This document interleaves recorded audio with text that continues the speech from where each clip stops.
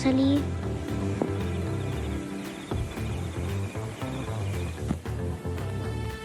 Bakit, Mika? Wala. Naisip ko lang. Mabuti pa kayo ng pagluto ko na. Kahit konti natulungan ko na.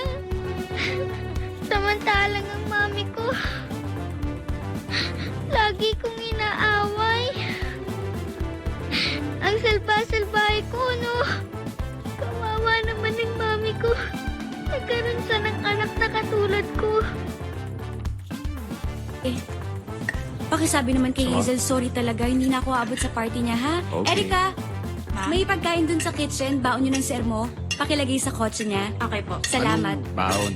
Ginawan kita ng tuna sandwich. Paano? Puro fast food po yung kinakain nyo. At meron dong fruits at fresh juice.